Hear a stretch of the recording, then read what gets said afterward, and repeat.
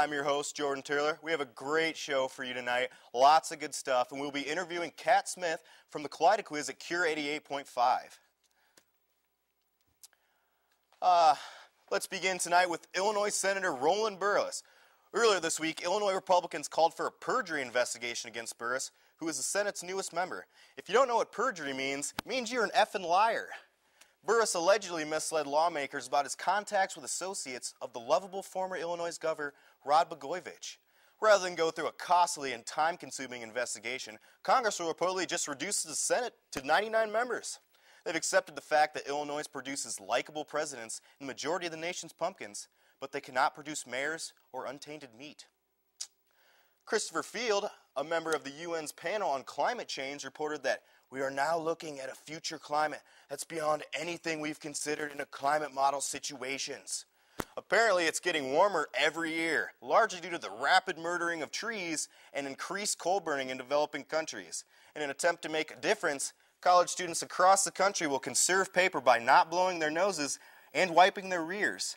My fellow Cyclones, to avoid a sticky and stinky situation, let's just stay unique on this one. President Barack Obama announced this weekend he is planning to lift the ban on stem cell research. Federal funding for stem cell research has been banned since cells older than 2001. The notion of stem cell research scares many people in the country. Personally, I am thrilled at the thought of stem cell research. One day I might even see my dream of stem cell research come to life. Hell, I might even get myself a tail or another arm. And then I could even fight in Mortal Kombat. It's Goro. On Monday, President Obama signed the biggest check in history to you, America. Now, if $787 billion can't get the economy back on track, nothing will. But perhaps we're going about this all wrong. For just $777 billion, we could buy the Dutch economy, putting a doobie and a Heineken in every American's hands every day. We'd save $10 billion and the economy would all be a drunken magical blur. Wouldn't that be nice? In a related story, the best advice to young job searchers today is stay in college and live off your parents' money. If they don't have money, just let yourself go deeper into debt. If the government's doing it, it must be okay. But whatever you do, don't try to get a job, except for the couple hundred of people that are getting 4.0s. We're all screwed. The American economy is literally exploding. Exploding. Just see for yourself.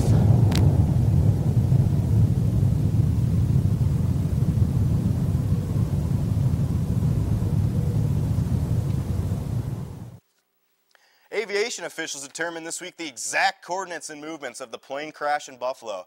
They claim the plane dropped 800 feet in 5 seconds, and the plane's flight recorder also indicated that the plane shot upward at an angle of 31 degrees and then downward at 45 degrees in the final moments of Flight 3407.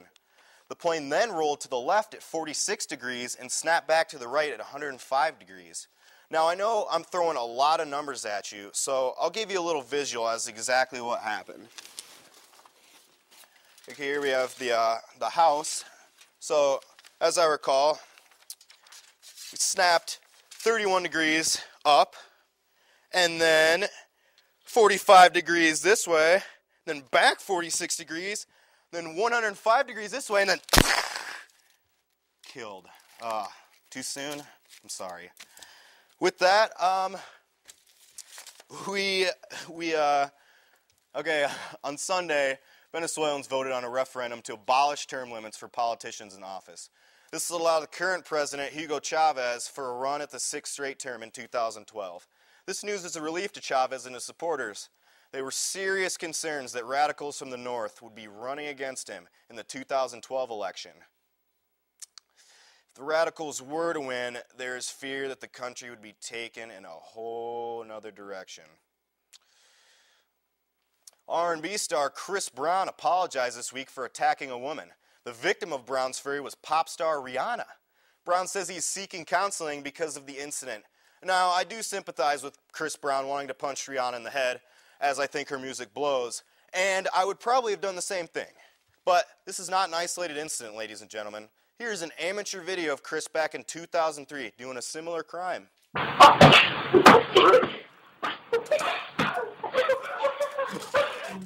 ahead, Jamie. No, he's tired showing all back. That one's my hit, right? Yeah. You just leaned into it. You're getting yourself so wide around you. Well, don't touch that dial, Cyclones. I'm serious. Sit on your hands. Weekly News will be right back after this break.